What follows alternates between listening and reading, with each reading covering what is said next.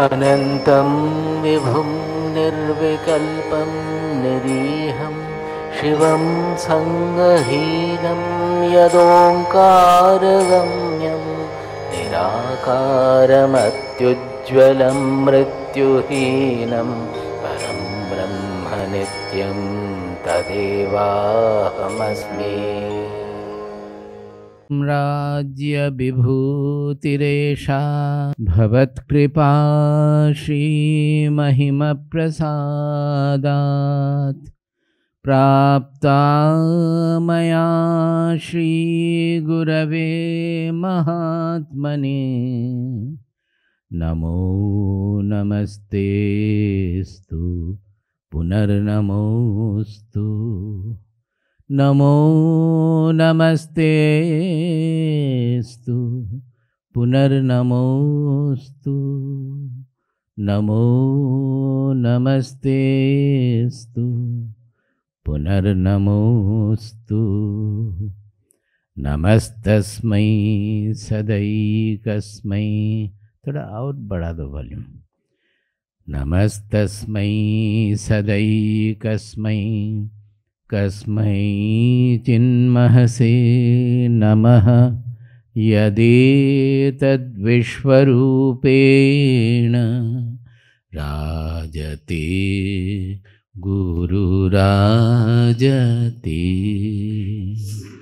यदेतद्विश्वरूपेण राजते Gururajati. So, this time we are aspiring quite high to do at least some portion of 18th chapter, which is the last chapter of Bhagavad-Gita. The message which started in the second chapter, 11th verse, the Krishna's message started from second chapter, 11th verse. That gets summarized, integrated, culmination comes at the end in the 18th chapter.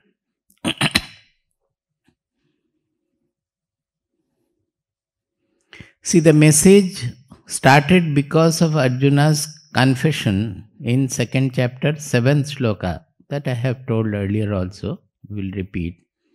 Karpanya dosho apahata svabhavaha prichhami tvam dharma sammudha chetaha yat shreyasyat nishchitam bruhitanme shishyasteham shadhimam tvam prapannam. 7th verse of second chapter. Because Arjuna was Krishna's friend, he has looked at Krishna always as friend and relative. Naturally, as long as we don't have, as I said, the value for the dimension of the person, we will not be able to gain his virtue. Suppose we are moving with Guru, but we don't have the real estimate or evaluation of the Guru's dimension, where he is different from us. Otherwise, we will have some imaginary godliness associated with it, and with that we will think that, oh, sab theek ho jayega, everything will be all right by Guru's grace and all. That does not allow us to progress in our sadhana. The sadhana progresses when we start understanding the qualities of the Guru, where he is different, where his mind behaves differently, his emotions are different. All those have to be very attentively analyzed and known. And that we will not know until we are humble. This humility is the greatest virtue, not only in spirituality, everywhere. To gain any knowledge, the first criterion is humility. Without humility, we cannot gain any knowledge. So this second chapter, 7th verse is Arjuna because of the crisis. Otherwise, he was not becoming humble. When Krishna wanted to help him, he asked him to become his charioteer. This was his humility. Will you ask somebody who is in the position of the Guru to become your charioteer? So humility was not there, but the crisis in the war situation finally made him humble. He was crying, he was sweating, he was trembling, the weapons were falling from his hand. So finally, after getting a little admonishing from Krishna that you are behaving like a coward, unmanliness, you are not you are not behaving according to your tradition, according to your culture. Everywhere you are failing. So that kicked his ahankara or ego. This ego has to be brought down. Otherwise we won't be able to gain anything from the Guru or from anybody. This ego prevents our actualizing the knowledge. So if the ego goes by itself, by the analysis, understanding of the disciple, it is fine. Otherwise, it needs some admonishing from the Guru or sometimes harsh treatment from the providence also to sublimate our ego, to bring our ego down. Without that, we don't become humble.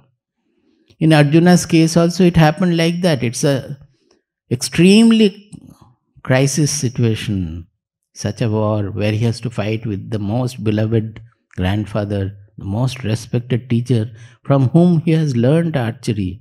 Can you imagine the condition of the mind? So such a situation had to be created to bring down his ego, to sublimate his ego. And then he comes out with this statement. He says, Karpanya dosho apahata svabhavaha. O Krishna, my mind is suffering from karpanya dosha. Kripana means miserliness. Hey, it is coming down. Kripana means miserliness. Generally by miserliness we think it is related to money and property and wealth. No. The greater miserliness is in our mind, not regarding money. Suppose somebody is doing something very good. Suppose somebody has some quality, has done something good. You will find that our mind is not ready to appreciate openly, ready to appreciate others openly. This is karpanya, miserliness. That is, any constriction of the mind is called kripanata or karpanya dosha. When we have to become very expanded, suppose in fighting the war, his mind has to go over to a dimension where he can fight his grandfather and the most inimical Duryodhana also with an equanimity, equally both. It means the very, very impersonal dimension of the mind. And Arjuna was not able to have that dimension. That is also karpanya dosha. That whenever we have to expand, suppose we are distributing something, say our dana satra blanket or anything, often you will find that our mind thinks that, oh, ye garibon ke liye hai to theek hai. It happened in Delhi that the supplier was sending very, very inferior items for which we have paid for the proper item. We had the sample. Twice we had to send back, how many? 2,000. 2 times, 4,004 truckloads had to come from Ludhiana, Panipat, and had to go back because we were adamant that we will not accept. This is not according to your sample, it is much, much inferior. Now what happens is that whenever it is for dana, people have a neglect about it. This is karpanya. If we give to somebody of our own son or relative or good friend, you will not do that. No, it is a dana to the poor people, so anything can be given. And these people, the businessmen, they understand our mindset also. So they try to deceive us, exploiting our karpanya dosha, our mindset. When we were adamant to send it back. Many of our volunteers also, they were not ready. They were trying to accept whatever has been given. But will you accept if it had been for you, for your family, for your daughter's marriage? Will you accept an inferior quality for which you have paid a proper quality? You have paid for proper quality, but the supply has come inferior. These are very subtle ranges of karpanya. The other karpanya, you can know, the selfishness means karpanya. We are too selfish about many things. Those are all kripanata. But these are subtle levels of karpanya I am trying to point out, because these are not, you won't come across this. It's difficult to catch that this is where the karpanya dosha is there. So here Arjuna said that my mind is haunted by this karpanya dosha. Prichhami tvam dharma sammudha chetaha. Sammudha chetaha. Samyak mudha chetaha. He is confessing that I am absolutely confused about what is dharma and what is adharma.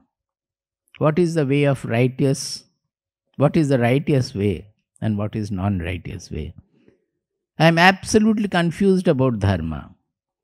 Prichhami tvam. I am asking you. Who am I? I am asking dharma sammudha chetaha. I am absolutely confused about the where lies dharma and where lies adharma. Now see how the humility has worked. In the first chapter, if you have read Bhagavad-Gita, the whole, almost the full of first chapter is not Krishna teaching Arjuna. It is Arjuna sermoning Krishna.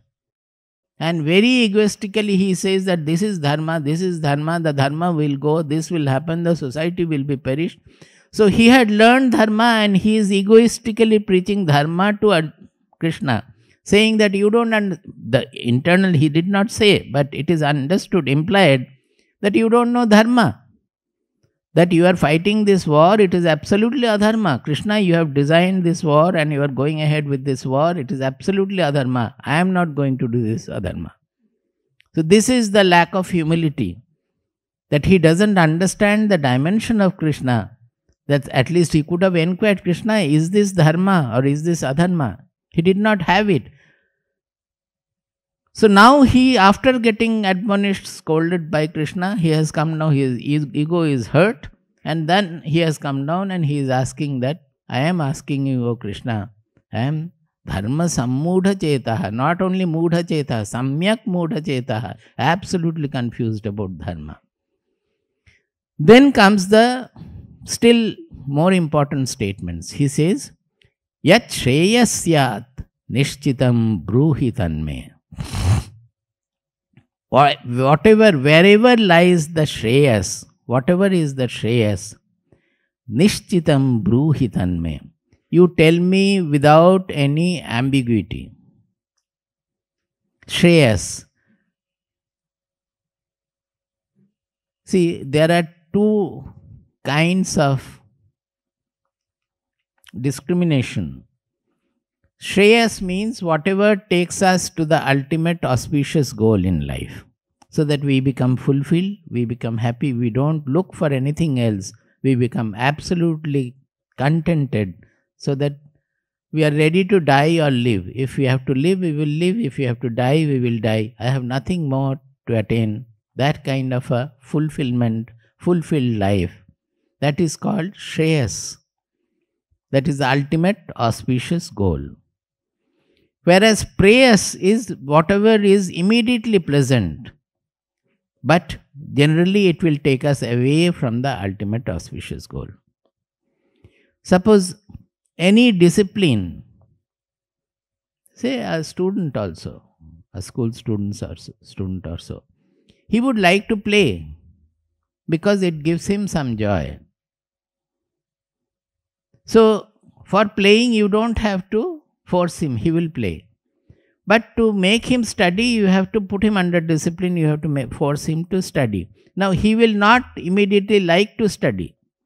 But by studying, will his future become better or not? So at least it is a partial shreyas for him to study, but he doesn't want to do because he looks for immediate pleasure. That is what we do always in our life, always we do.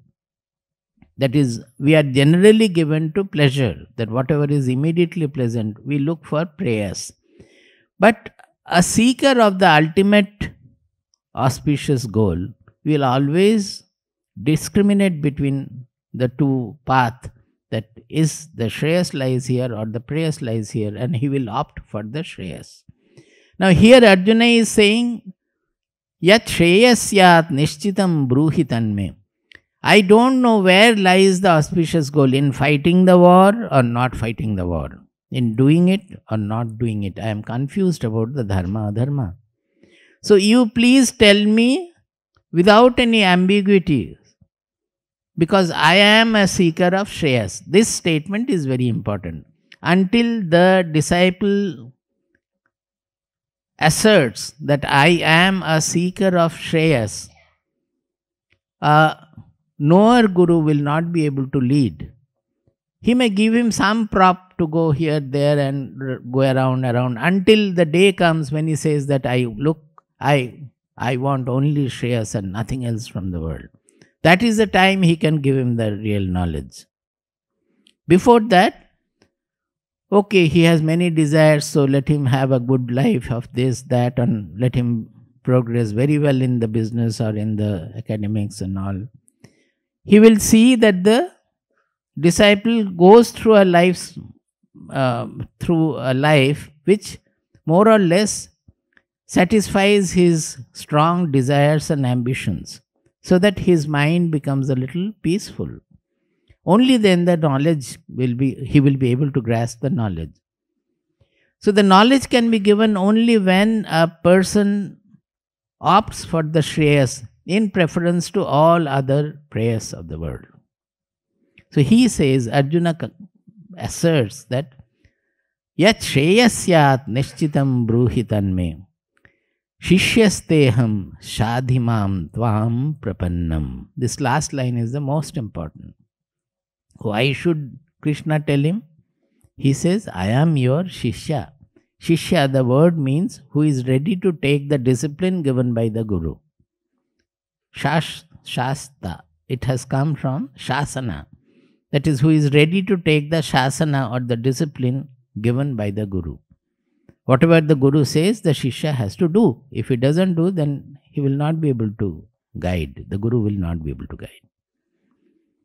So he says that although I have been thinking that I am your friend, but now I commit that I am your disciple.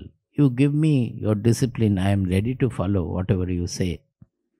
Shishyasteham. Shadhi mam. You give me your shasana, give me your discipline.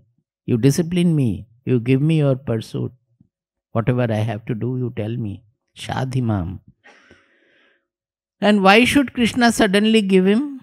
He may not. He may still feel that no, Arjuna is not fit. So the last word is Tvam Prapannam. This Prapanna means refuge. I have taken refuge in you. When the Shishya says that I have taken refuge in you, not says, but he actually takes refuge in him, in the Guru cannot send him back. This is the bounden duty or the bandhana of the Guru, so to say. In Viveka Chudamani it is nicely described that the Guru must give him the correct knowledge, the right knowledge to progress when the Shishya has taken refuge in him. So when this 2.7, the 7th verse of 2nd chapter is very important. There are following 2 verses also where Arjuna further asserts that he is not interested in the lordship of the entire world or anything given. He is not interested at all. He would like to walk the path of Shreyas, and he is asking Krishna that you tell me where lies Shreyas. After that, from 2.11, Krishna started giving his message. Now it went on through various things, various ways, 2nd chapter, 3rd chapter, 4th chapter, some of the chapters we have done in detail. Then finally it comes to the 18th chapter where everything is integrated. The whole thing is integrated. He has talked about karma yoga, which means siddhya siddhyo samobhutva samatvam yoga uchyate. That means doing anything, being even or equal to siddhi and asiddhi, success and failure. In other place, sukha and dukkha, like that. That is samatva yoga. Karma yoga is samatva yoga, to have the evenness of the mind. He has spoken about bhakti yoga, where the greatness of the truth is understood and we understand that everything is surrendered. We are part of nature. As the whole nature is functioning, our body, mind, personality is also functioning. We have nothing, no ego at all. We have no doership, no enjoyership. That surrender, this surrender also he has spoken about. He has spoken about knowledge in great detail. Then in this chapter he has fused everything, integrated everything and presented the final sermon. I would look at it from another angle also, that after the 13th chapter where he presented knowledge, the jnana, there the most significant point is, in one shloka he said that kshetra, it is the 13th chapter is called kshetra kshetrajna vibhaga yoga. Kshetra or the field is our body, mind, personality, everything. And the knower of that body, mind, personality or the field is called kshetrajna. So, we all know that I know my body, I know my mind, I know my emotions, etc. So, I am the kshetrajna and the body, mind, personality is the kshetra or the field. But then he said, kshetrajnam chapi mam viddhi sarva kshetreshu bharata. You know me as the kshetrajna in all the kshetras. Then comes the confusion. I know that I know my body, mind, personality, but how can I be the kshetrajna everywhere? That is not possible. Then there is a contradiction. I am not that. And he says that this is called the knowledge. That one who knows that I am the knower in everybody, in every field. I am the knower of the fields. That is called knowledge. So we understand that I don't have that knowledge. I don't feel that I am the kshetrajna everywhere. Then immediately he changes over to the virtues, the qualities of the character. Amanitvam, madambhitvam, etc. Why? After enlisting 20 or 24, so 20 qualities, he says, Etad jnanam iti proktam, ajnanam yadatonyatha.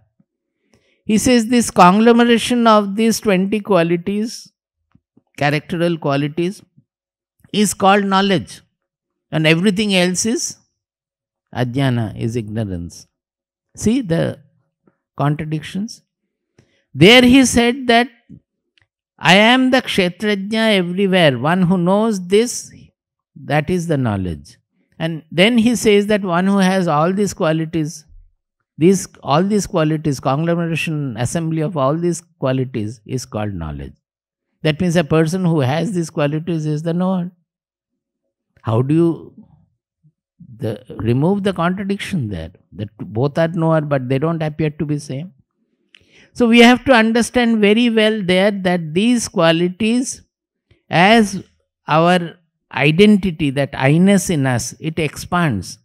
Normally we start with the I as limited by the body, mind, personality, the small I. As we start understanding more and more, we actualize the real identity which is universal. All those 20 qualities start adorning our personality. All these amanitvam, madambhitvam, ahimsa, shanti, rajavam, I think those are there, no? 13th chapter? 13th chapter. They are there in many places, a little different, that's all. So, those qualities either, then immediately we get two paths. What is that? Once we know that I am the Kshetrajna in all the fields, then I will embody all those qualities. Those qualities should embellish me. Otherwise, my knowledge is not actualized. It's absolutely mathematics. That is, if I have not the qualities, then I have not known. We have to analyze from there. The more and more the knowledge is actualized, those qualities will embellish me. Another path is that we start imbibing those qualities, cultivating those qualities. And as we proceed in cultivating these qualities, we become more and more an actualized knower. The knowledge gets actualized in me. So one is to have the experience of the universal self, and then actualize it in our active life, interactive life, so that the qualities will embellish us. Another, we have not understood that, but still we can progress in the path of spirituality by cultivating those qualities. Do you get my point? So this is a surer and easier path, because you may not have had the experience of the soul or anything, but it doesn't hinder you from walking the path of ultimate realization. You start cultivating those qualities, and the qualities are such that more and more you cultivate, you will become more and more joyous, cheerful, because they will make you expand. The selfishness, the constrictions will go. Whatever is causing stress in your mind, they will go. Suppose you don't like a person, and that dislike for the person, if you look into your own being, you will find that the dislike is causing a stress in your mind. Is it not? The person may be anything, but your dislike for the person is causing a stress in your mind. Now, the moment you start thinking in this manner, your universality and all, somehow you start loving that person. At least forcefully you hug that person and tell him that you love him and do something. The moment you are able to get over this constriction, you will find there will be so much of joy, and the stress will go. Joy from where? The stress you are suffering from, the release from the stress will give you the joy, will give you the relief. So the path is so enriching, so joyous, that once you start experiencing this expansion, coming out of the shell of selfishness, smallness, karpanya dosha, by itself the path will lead you further and further and further. It becomes a joyous pilgrimage. And one day you will sit and you will have the soul experience also. Because when the mind is free of all these constrictions, meditation becomes, you don't have to meditate. Meditate will dawn. Dhyana will dawn in you. You don't have to do dhyana. Because the mind has become free. Automatically it will happen. So we can progress in both directions, whatever way suits us, and attain it. Now that is why the importance in the second chapter itself, after Krishna had explained the soul, the philosophy of the Atma and the truth of the Atma, not philosophy, the truth of the Atma. Immediately Arjuna asked, by listening to this gospel, in the second chapter itself, Arjuna had already come out of his grief, come out of his constriction. But don't forget the 7th verse of second chapter. That was the first thing which relieved him of his constrictions, that he became humble. He had the humility. He took refuge in Krishna as the Guru. That means he had understood to some extent his dimension. And he comes out with the question that you have told me about the soul, about the truth of the soul, But Krishna, I would like to know what happens to a human being when he realizes the soul. Sthita prajnasya ka bhasha samadhisthasya keshava sthitadhi kim prabhasheta kim asita brajeta kim. He says a person who is in samadhi, he is called sthita prajna because there is no movement in his intelligence or mind or anything. He is absolutely silent. How do you define a sthita prajna who is in samadhi? That what is the samadhi state? I would like to know.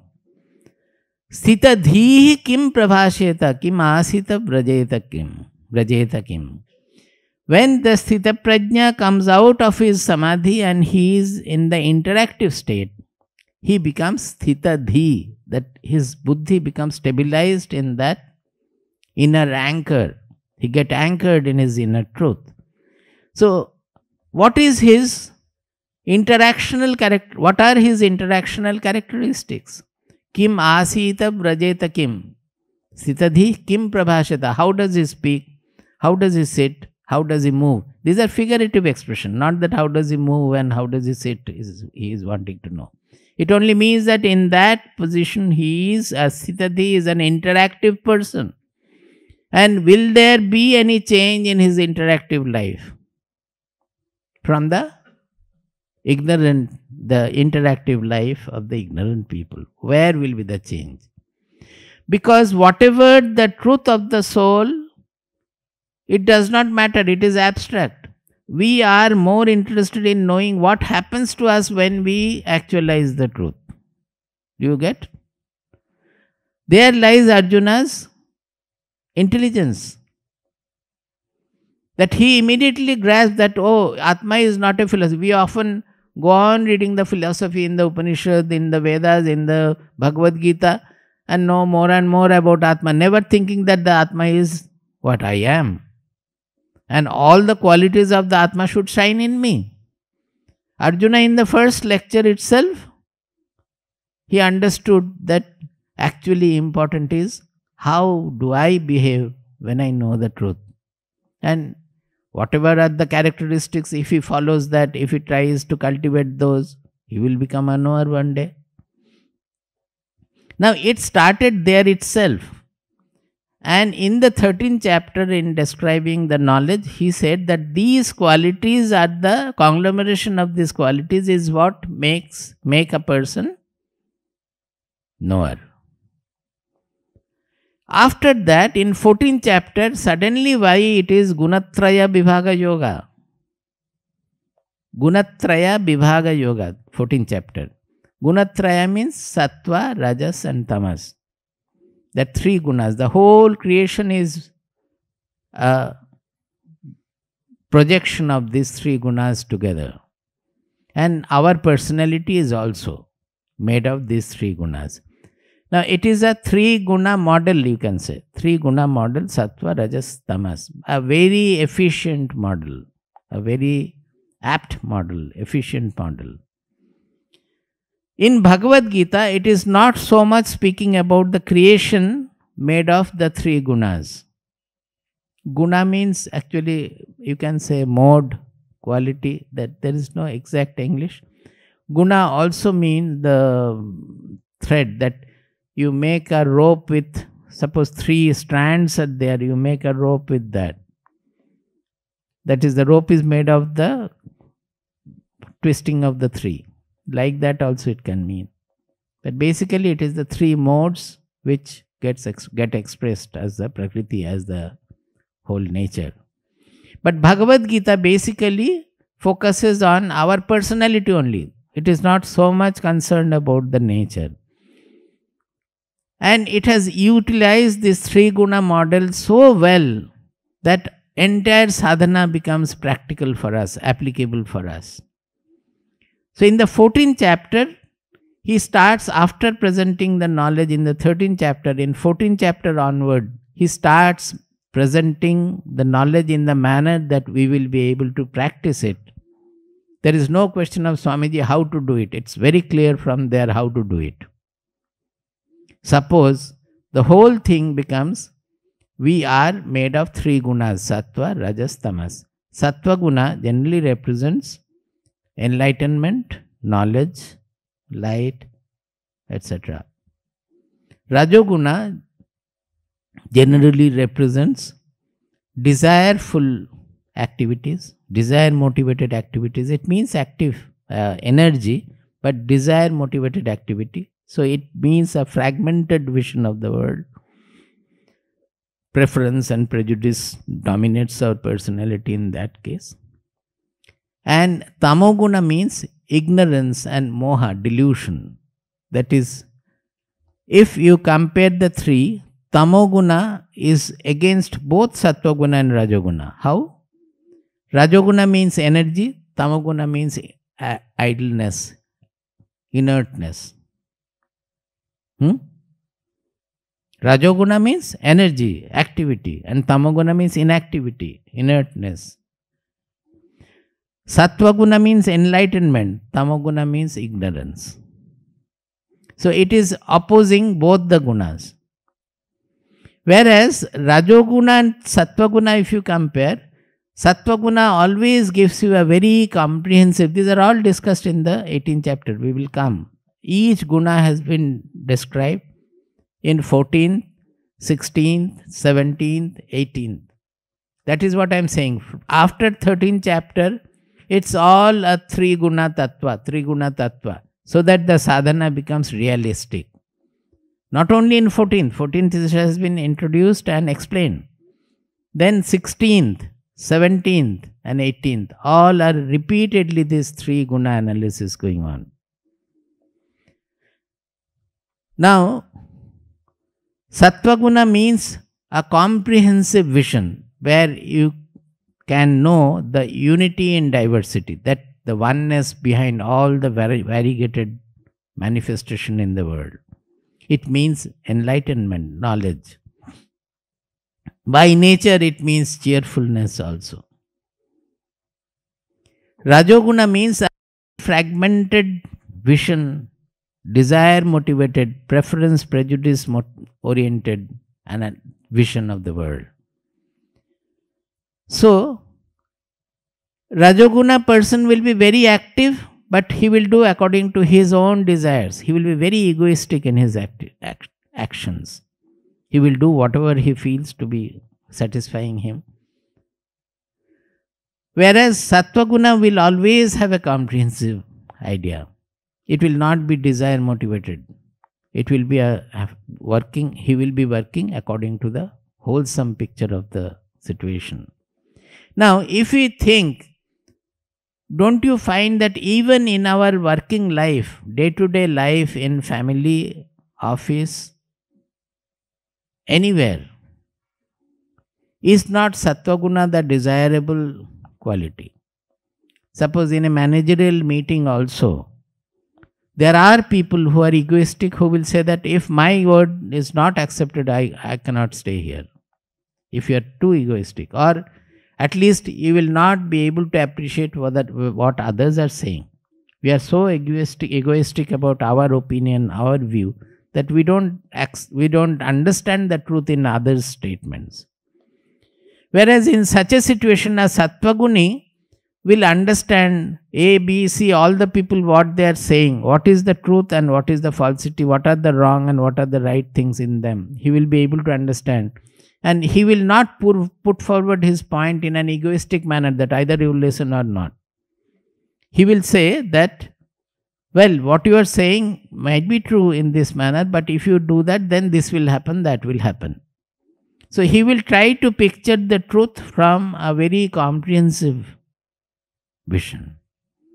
So is it not a very desirable personality? So we need not say that, no, I don't want to become Sattvaguni because I am not interested in spirituality. That Sattvaguni will be excelling in every field of his life. Even in the family quarrels also, he will understand the point of view of the other person. He will not be egoistic and one-pointed about his own wishes and own views. Even if suppose he understands that the other person is going wrong, He will allow that, well, I feel that this will lead to this calamity, or this, it is not going to be all right for us. But if you are so particular in doing it, you do. But be prepared to accept whatever comes. At that time, don't say that I have not cautioned you, or why did you allow me to do? You may do at your risk, but think that it may lead to this. I feel that it is not all right, it may lead to this. Do you get my point? So, everywhere this Sattva Guni is a desirable personality. Now, Bhagavad-Gita clearly points out that not only for truth, to become a better human being also, your tamoguna has to be overcome by cultivating rajoguna and sattvaguna. And your rajoguni character will have to be overcome by cultivating sattvaguna. And finally, sattvaguna also creates bondage. That also he has mentioned in 14th chapter. How to overcome that bondage also has been discussed in 18th chapter. So how to become free of all the bondages?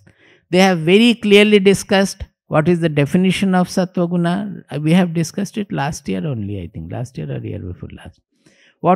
How do you define Sattvaguna, Rajoguna and Tamoguna? What are their effects? How do they bind us to the various actions and the world?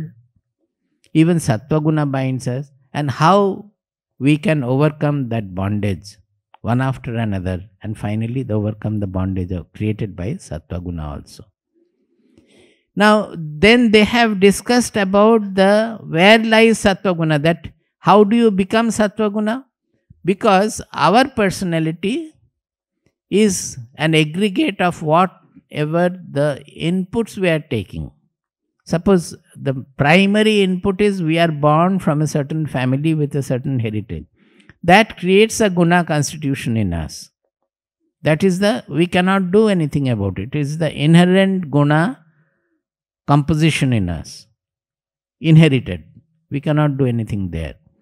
But certainly we have the freedom to change the guna composition by our effort. And that is why the Shastras are written. Suppose everything is predetermined, then the Shastras would not have been written. People say that it is all fate, it is all predetermined. Then why do we have to do anything? Then the Shastras would not have been written.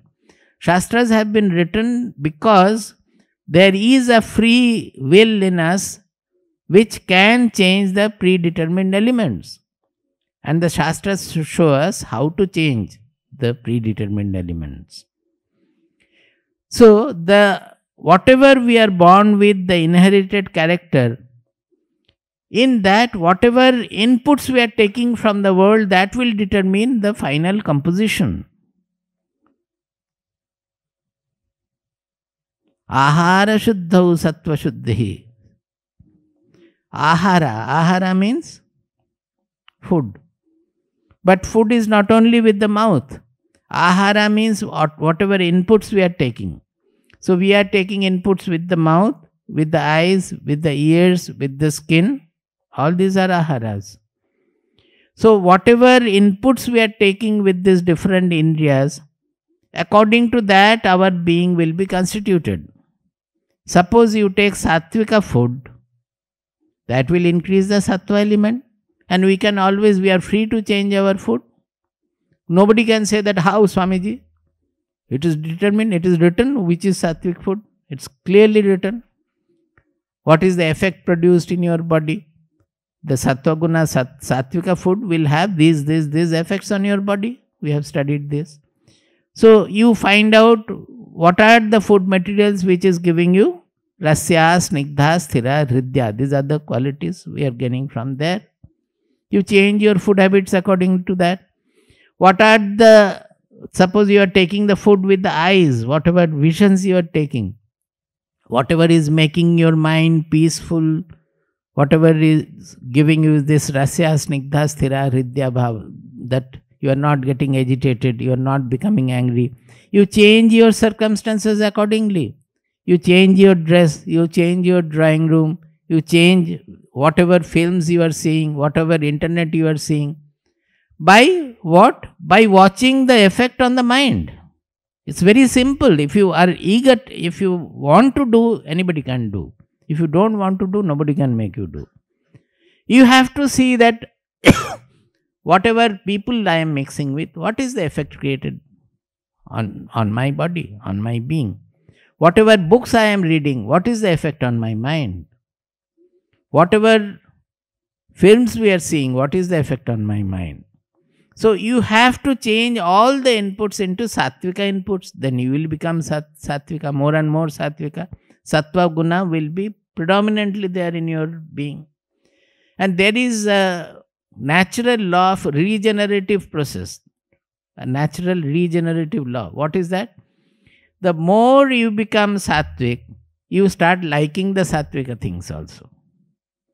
As you take sattvika input, you become sattvic, then you start liking the sattvic, loving the sattvic things. So naturally you change your habits, your food, everything into more sattvic. More sattvic you change, that again makes you still more sattvic. So that changes your preference also. You still like more the. Do you get my point? Like that it goes on, you become more and more sattvic. Now, apart from these inputs, the most important input is input to the mind. Actually, not so much food, not so much vision also. The most important input we are giving is to the mind. That means what we are reading, what we are thinking. That what we are thinking also is an input. We have to, how your thinking will change. You change your reading habits, your interacting habits, automatically the thoughts will change. So it is a very, very practical sadhana. The question is only whether we want to do it or not. Nobody can say how. It's very clear. You have to do it in this manner. And when you become extremely sattvic also, that the sattvika bondage is there. What is that? Sukha sangena badnati jnana sangena chanagha. It is up to 8:15. Sukha sangena badnati jnana sangena chanagha. That sattvika guna, sattva guna also binds us. How? One is sukha sangha and jnana sangha. Now, when it is sukha sangha, we have to know that they are talking about sattva guna. So, the sukha will be sattvika sukha. In Bhagavad-Gita 18th chapter, they have defined everything in these three manners. That is, which sukha is sattvika, which sukha is rajasika, which sukha is tamasika. So, even when it is sattvika sukha, that also will bind us, sangha, because we will start having it always, trying to have it always. Suppose you read the scriptures and sukha sangena, then jnana sangena, that you get attached to that jnana also. What kind of a jnana? That has to be the sattvika jnana. So in 18th chapter, you go to the divisions, you will find that sattvika jnana is sarva bhuteshu yenaikam bhavam avyayam ikshate abhibhaktam vibhakteshu tad jnanam viddhi sattvikam. That knowledge also is divided in three categories according to the gunas. Because knowledge can be various. Sarva bhuteshu yena ekam avyayam bhavam ikshate. This sarva bhuta means all this objective appearance, the object world. It's infinite variety.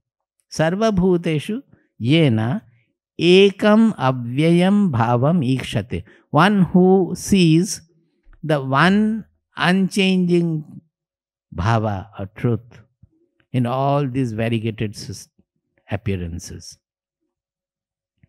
Ekam avyayam. Avyayam means unchanging. There is a permanent element. That is what we call soul or consciousness or so. That it is all appearing. If you don't want soul also, it is all in your mind. We can go that way also. In the consciousness, everything is appearing in the consciousness. So finally everything is made of the consciousness. The fact here I wanted to point out is that they are always reveling in finding the unity in diversity. If that much you take, it is enough. The details we will go later. He revels in finding unity in diversity. That is why we say it is a comprehensive vision. Sarva bhuteshu yenaikam bhavam avyayam ikshate. Its seeing is not with the eyes. It is ikshana. Ikshana is the vision of the buddhi, of the intelligence. His buddhi gets so enlightened that everywhere in all the varieties he finds that buddhi finds the oneness, ekam, avyayam, unchanging one. Abhibhaktam vibhakteshu. Here everything is fragmented. But he finds that all this fragmented appearance, it is only an appearance in the one. It is like writing in water or air. You write God or dog, it is both are air only, nothing else. Like that, all these varieties, they are written in my mind, which is only consciousness. As in dream, when the dream produces this variety, do you doubt that it is all made of the mind? In the dream, it produces equal variety, but they are all made of the consciousness, nothing else. Like that, what we are seeing in the external world also, we will not know it unless it appears in our mind. So finally, what we are seeing, what we are interacting with, is whatever is appearing in the mind. All the variety is written in the form of with the consciousness alone, just like writing in the space. So, abhibhaktam vibhakteshu tajnanam viddhi satvikam. This is what is called sattvika jnana. So, what happens is that once you start reveling in this unity in diversity, reading the Shastras more and more about the soul, more and more about the Brahman, it is all speaking about this transcendental oneness. So, you start revel in that, then you will be bound by that. If you are asked to go and open the gate, you will find, oh, what a botheration, I should go to the cave and study this. That is, you have got bound by the joy you are getting from that jnana, or the sukha you are getting from that. In the book, you will find that Swamiji was given to meditation. Given to is too less. He says that I was a meditation monger. But I say, meditation monger is not the correct, but he was indulging in meditation. That is true. He will remain in meditation.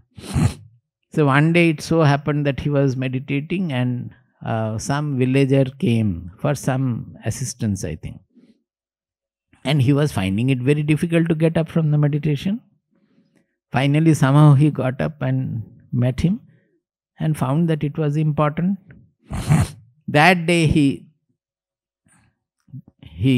resolved that no more meditation. I will not meditate. What is the point in meditating again and again? I am not getting anything new.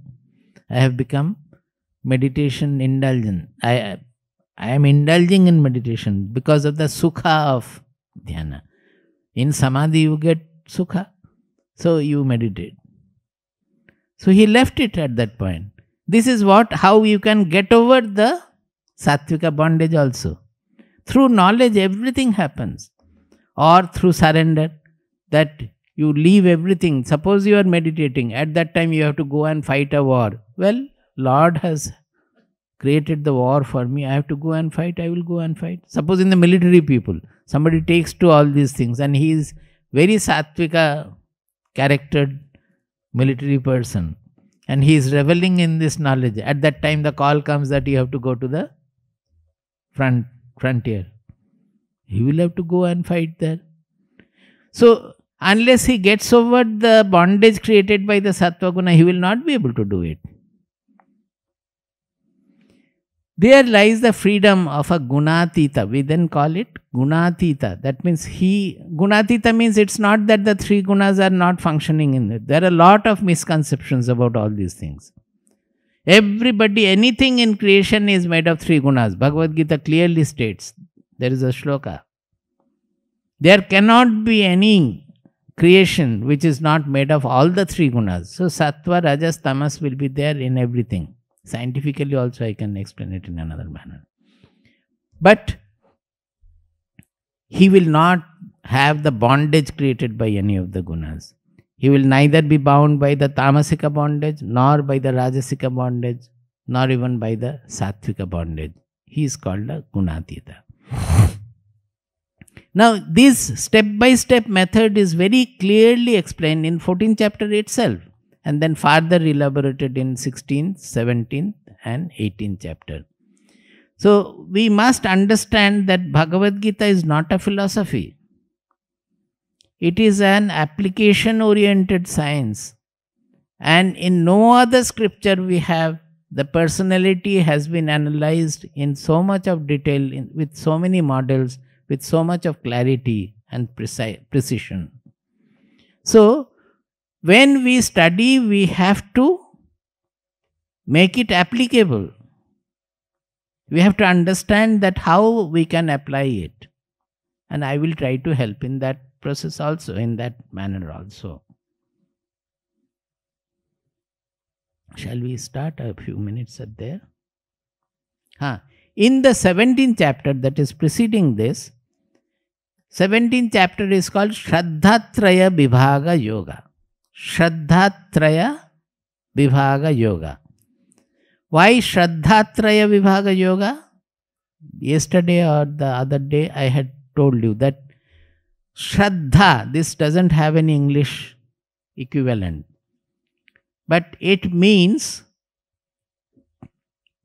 whatever we value most. It is actually our value system. Suppose we value money, we give supreme position to money, then naturally our attention will be on money, our respect will be for money, our respect will be for moneyed people. Is it not so? Suppose we give maximum value to fame in life, then our attention will be for fame, our honor will be only for famous people. Is it not? Whatever we give the maximum value, we will have. Suppose somebody gives maximum value to his physique, the bodily health and strength. So he will throughout the day, he will do dumbbell, this, that and all, and he will go for all kinds of gym and all. His attention will be only on that. So, in 17th chapter, I think it is the 3rd verse, he says that Shraddha mayoyam purushaha yo yat shraddha saeva sa. Trividha bhavati shraddha na sattvanurupa sarvasya shraddha bhavati bharata. Shraddha mayoyam purusha yo yat shraddha saeva saha. He says that a person is actually an embodiment of his shraddha. Outside he may look different. All the people are looking different. But he says that that is only a look. The real person you can know from his shraddha. Because his whole mind, his attention, his value, everything is depending on his shraddha. So shraddha is given the maximum supreme importance. That whatever our shraddha is, we become that. So when our shraddha is for this truth or the ultimate fulfillment in life or discovering the ultimate truth, then what will happen? Our life will be completely veering around that. We will be enfolded with all related to the truth, shastras. When our shraddha is for the scripture, we will become an embodiment of scripture. So Shraddha is given lot of importance, and in the 17th chapter he has divided this Shraddha also of 3 kinds. That is why Shraddhatraya Vibhaga Yoga. The 3 kinds of Shraddha. Sattviki Shraddha, Rajasiki Shraddha and Tamasiki Shraddha. Now naturally you have to really pursue this goal. First of all, you have to generate the Shraddha for this. That is, you have to value this goal, and more you introspect and think about it, evaluate it. Finally, it has to be given the supreme value in life compared to all other things. Money, property, wealth, fame, relation, prestige, everything. In comparison to everything, this has to be given the supreme value. Then only we will be able to progress smoothly. Or as we progress, the value system also will change. the Shraddha will grow more and more for this ultimate goal. Saying that, he is coming to this Moksha Sannyasa Yoga or Moksha Yoga. That is the 18th chapter. This Moksha Yoga, the word moksha, we have funny ideas about it, that I don't want to get born, so the next life I will not be born again and all that. That is only a religious idea given for primary level. When we take to spirituality, the moksha means wherever our mind is feeling bound. Why are we not cheerful? Why are we not happy? That means there is some constriction somewhere. We are not whatever we want to be. So, when all those bondages are relieved, we become absolutely, we feel the freedom within, we become fulfilled. Then that is called the moksha. So, moksha will come wherever the bondage is. Suppose I suffer from ignorance, that I don't know what is the truth, or I have to know what is the Atma, or what is the truth, I don't know. It is a bondage of the intelligence, is it not so? Where will you know? The knowledge dawns in the intelligence. So the ignorance is the bondage of the intelligence. So the knowledge must free the intelligence by removing the ajnana. Removing the jnana must remove the ajnana. The knowledge must remove the ignorance, so that the intelligence becomes free and happy, that it doesn't have any more inquiry, that it doesn't want to know anything more. It is happy with it. Similarly, the emotionally, we always feel stressed, we feel small, we feel fearful, we feel anxious, we feel deprived, we are not happy. These are all emotional bondage we are suffering from, emotional constrictions we are suffering from. So when our feeling will be, I am universal, there is no second, nothing, we will find that there is nothing for me to gain anywhere. So that will be relieving our emotional part of the being completely. That you don't want any happiness from anywhere at all. You are fulfilled. So that is the moksha for the emotional part of our being. Similarly, I suffer from ego, that I have done something sinful and I am suffering. Or I have done something great, for that I feel aggrandized, or we feel egoistic about it. These are also creating stress in our mind. Whether you feel sinful or you feel great about yourself, both are creating stress in your mind. You think, you introspect, you will find, even if you think that I have done something great, it is actually constricting your mind, it is creating a stress. If you think that I have done something wrong, that is also creating a stress. So it is the stress created by doership. The emotional part was enjoyership, and here it is the stress created by doership, that I have done this, I have done that, or I have to do this, I have to do that. I have 2 children, unless they are settled, I will not be able to die happily. These are all doership, ego. So, whatever will release you from this egoistic position, the doership, will be the moksha for your ego. When we come to know that guna guneshu vattanta iti mattvana sajjate, that the whole world is a play of the 3 gunas. It is playing, the phenomena are going on. There is no desire anywhere at all. The planets are running around the stars are moving, the galaxies are moving, some galaxies are getting born, some are getting destroyed. On the earth, rivers are flowing, the plants are growing, the flowers are blossoming. Is there any desire anywhere? Just naturally, swabhava, it is happening. Like that, my body-mind personality also being a part of nature, it is functioning, whatever qualities it has and whatever surrounding situation makes it do. According to that, it goes on functioning. So there is no particular ego in that. That ego is a posited delusion. The whole world is phenomenological, in which my personality is also playing its role. So the doership gets completely dissolved by this knowledge of reality. So this knowledge, when it is actualized, it relieves our intelligence from its ignorance, emotion from its smallness, constrictions, and our ego from its doership. All the three. In Mundakopanishad, the shloka says, Bhidyate hridaya granthihi chidyante sarva samshayaha kshiyante chasya karmani tasmin drishte paravare. Tasmin drishte paravare.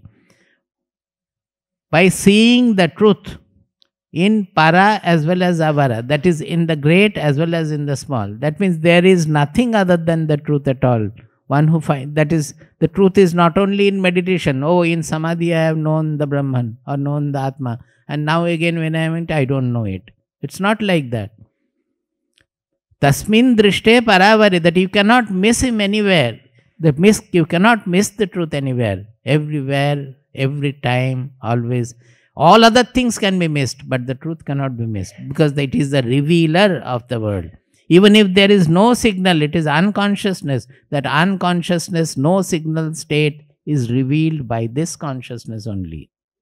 Otherwise, you would not have known that I have not known anything. So everything is revealed by it. You cannot miss it at all. When we come to know this truth in everywhere, everything, then what happens? Three are the consequences. Bhidyate hridaya granthihi. This is the emotional knots in our heart. As just now I said, the smallness of our heart. This hridaya granthihi. Granthihi means knot. That is, hridaya we say about our heart. That means the emotional part of our being. We say hridaya. Hridaya granthi means the knot in our heart, in our emotional part of the being. That gets untied. That means you feel fulfilled. You don't look for anything more. Chidyante sarva samshayaha. That all the doubts of the intelligence get completely vanished, completely dissolved. Chidyante, that means untied. Everything is removed. Sarva samshayaha. Kshiyante chasya karmani. He doesn't have anything more to do.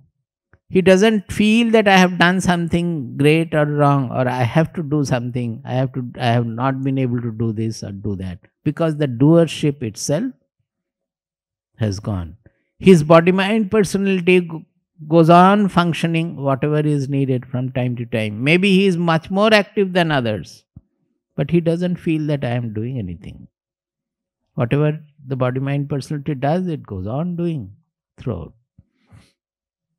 Tasmin drishte paravare. This is the result. This is the threefold result. That is called moksha. So moksha is not getting born in another womb or not having another life or anything like that. That is a religious concept based on the model of Punarjanma. These are all religious concepts. But spiritual concept of moksha, when we start moving on the spiritual pilgrimage, then all these concepts will undergo change. So tomorrow we will start the Moksha Yoga, that is 18th chapter. Any announcement is there? Otherwise I will chant the last. Acha. Prabuddham vimuktam vikaradihinam prasannam sada nitya bodhasvarupam param nishchalam nirgunam sarvarupam sadanusmarami pranomi vimuktam vikaradihinam प्रसन्नं सदा नित्यबोधस्वरूपं परं निश्चलं निर्गुणं सर्वरूपं भजेऽहं सदानुस्मरामि प्रणो